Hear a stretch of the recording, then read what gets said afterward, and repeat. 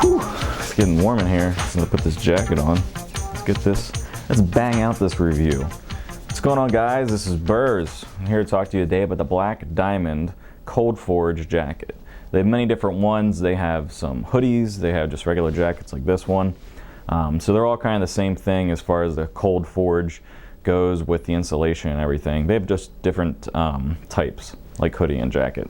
This one's a jacket, like I said, and the really cool thing about this is it's a hybrid. So it uses two different types of insulation. It uses a PrimaLoft Gold, which is a top-of-the-line PrimaLoft insulation, as well as some water-resistant down, and it's really good goose down. I've been using this for over a year. It's usually the layer that I'll go to when it comes to really, really cold temperatures. In the past, I've reviewed the Sierra Designs down sweater. I really love that jacket. But it's a little lighter. So when it hits really cold temperatures, I'm breaking out the Black Diamond Cold Forge. One of the main reasons I like this jacket in particular is the color. I'm not sure if they have this color right now, but I did enjoy this color. It's kind of like a muted olive, and on the inside you can see here it has more of a like a muted, kind of like mid-tone green, brown, coyote, OD. And right here is where it's going to tell you where everything is. So down here it says Cold Forge jacket insulation, yada yada yada. It's really warm. Now if you know anything about Black Diamond, you know they make top-of-the-line stuff. I've used some of their stuff in the past and reviewed it, and I've really found that their attention to detail is right up there with the top-of-the-line manufacturers on the market. So you go to REI and all those and you find some top-of-the-line places. You have Pertex. You have, I actually think Black Diamond is a little bit more advanced than Outdoor Research. I think Black Diamond takes more time into making their products and engineering than Outdoor Research. So I think Black Diamond's ahead of Outdoor Research. But if you're looking for something in between Outdoor Research and Arc'teryx, Black Diamond kind of fits that, that area right there. So let me do a twirl for you. I'll show you the back here, like you really care, but here's what it looks like as far as the whole package goes.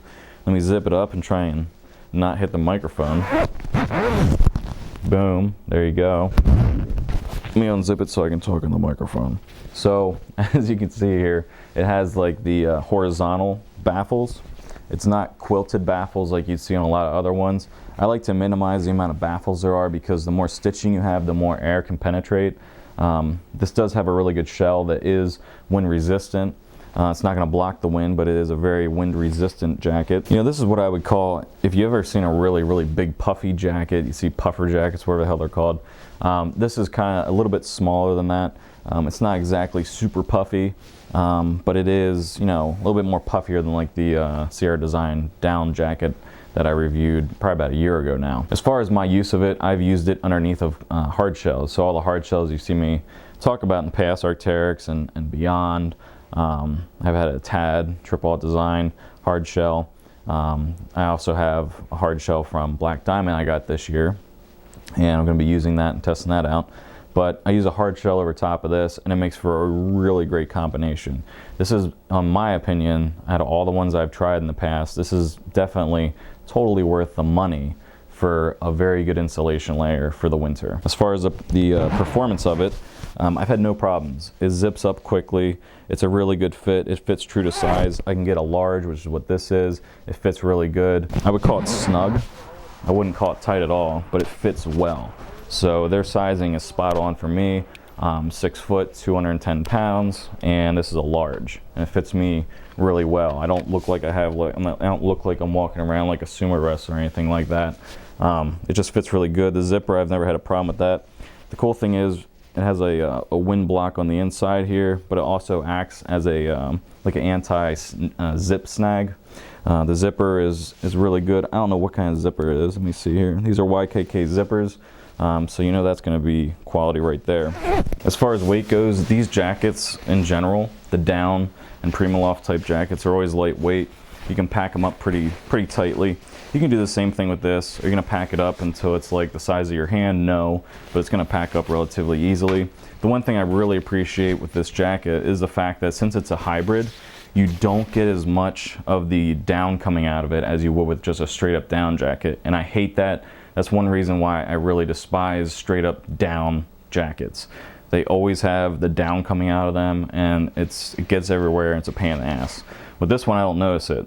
There might be some of it, but it's not as much as what other jackets have. So let's get down to some of the features. As far as the collar goes, you have fleece right here that lines the neck, so it's real nice and comfortable against your neck.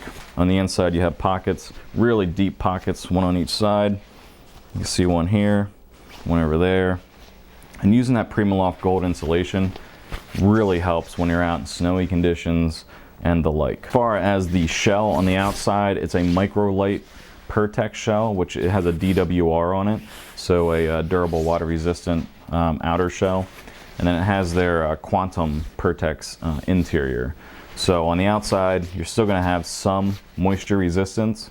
Not going to be moisture proof, not going to be waterproof, but it's resistant. So if you have a hard shell over it, you have no problems whatsoever. For this jacket here, you're probably looking between $200 to $300. If you're looking for the hoodie, it's going to be a little more expensive because they got more material. If you're looking for the jacket, it's going to be less costly. The stitching is top notch. You really can't ask for better. You know, you don't have any kind of flaws. I don't see any flaws on this jacket whatsoever. Like I said, I've been using it outdoors and just around town for over a year now. I've had no problems with any of the stitching, any of the materials, or any of the insulation. I've had no problems with anything so far. So on the end here, where you have your hand go through the cuff or the cuff area, it's kind of elastic.